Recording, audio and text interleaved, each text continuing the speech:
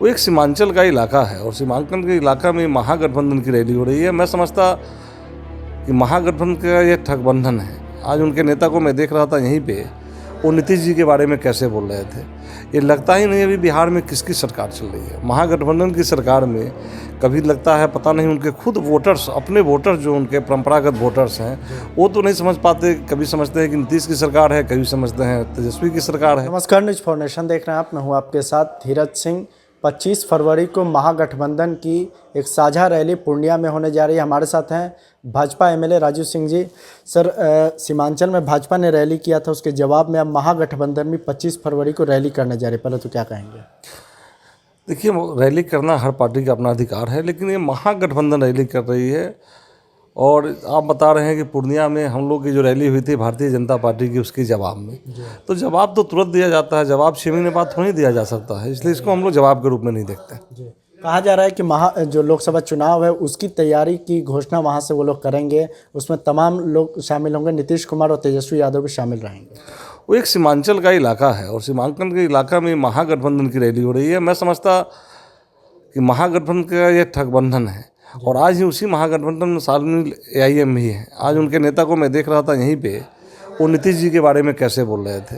ये लगता ही नहीं अभी बिहार में किसकी सरकार चल रही है। महागठबंधन की सरकार में कभी लगता है पता नहीं उनके खुद वोटर्स, अपने वोटर्स जो उनके परंपरागत वोटर्स हैं, वो तो नहीं समझ पाते। कभी समझते हैं कि नीतीश की सरकार है, कभी समझते हैं तेजस्वी की सरकार है। विभिन्न अलग अलग जगहों पे कहीं दिखता है, जब जंगल राज की आवाज़ दिखाई पड़ती है, जो अभी सारण में, सिवान में जो घटना घटी आप लोग देख रहे हैं, तो कहीं पर दिखता है फिर नीतीश जी का।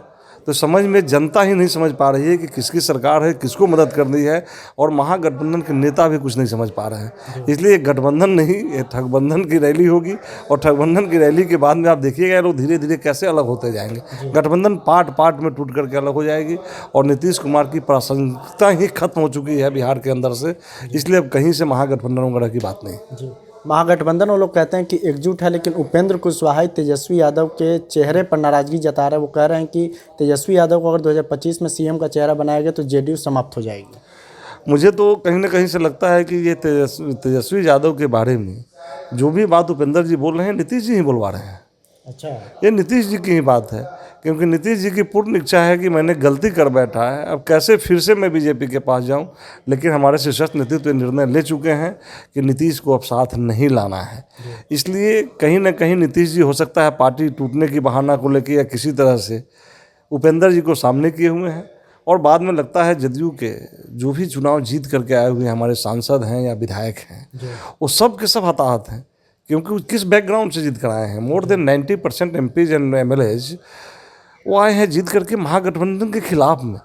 और आज जब उनको चुनाव में जाना पड़ेगा महागठबंधन के साथ, तो वो तो देख रहे हैं कि मेरी हार निश्चित है। इसलिए सारे के सारे लोग किसी न किसी रूप से ऐना पकड़ना चाहते हैं कि मेरे को भारतीय जनता पार्टी में शामिल हो जाना है। इसलिए नीतीश कुमार की मजबूरी है कि या तो इधर विलय करे या उधर विलय करे, तो इधर रास्ता बंद है, तो उनको तेजस्वी के नेतृत्व में जाना पड़ेगा।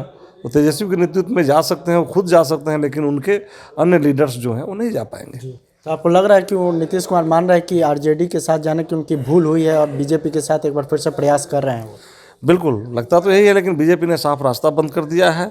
और नीतीश कुमार के बारे में जो चर्चाएं आपके माध्यम से और सब माध्यम से होती है, मैं समझता हूं कि 2024 और लास्ट 2025 तक नीतीश जी की प्रासंगिकता खत्म हो जाएगी इस राजनीतिक से। बिल्कुल राजनीतिक में इस तरह से वो मिट जाएंगे कि नीतीश कुमार जी का नाम लेने वाला कोई नहीं रहेगा। एक आखिरी सवाल है कि 25 तारीख को महागठबंधन की भी रैली है, 25 तारीख को अमित शाह भी बिहार जा रहे हैं। क्या लगता है कि लोग लगे हुए हैं बिहार को लोकसभा चुनाव में अपने अपनी जीतने के लिए? बिल्कुल लोग लगे हुए हैं और अपनी अपनी ताकत दिखाने में लगे हुए हैं। इन हम लोगों ने सीमांचल को इसलिए चुना था कि सीमांचल मेरा कमजोर इलाका है। फिर भी इतनी बड़ी संख्या में, लाखों की संख्या में लोग जुटे थे। सीमांचल वहाँ पे गठबंधन RJD का इलाका माना जाता है। महागठबंधन में नीतीश जी आ गए हैं तो कह सकते हैं महागठबंधन का इलाका। लेकिन फिर भी मैं समझता हूँ कि पटना में जो अमित शाह जी की रैली होगी, वो कहीं भी महागठबंधन के मुकाबले पूर्णिया से एक बड़ी रैली, बल्कि हम यहाँ पे कर रहे हैं एक सभा हॉल के अंदर, फिर भी लोगों की संख्या जो होगी वहाँ से ज़्यादा होगी। बहुत बहुत धन्यवाद। ये भाजपा MLA राजू सिंह। दिल्ली से न्यूज़ फॉर नेशन के लिए मैं धीरज सिंह।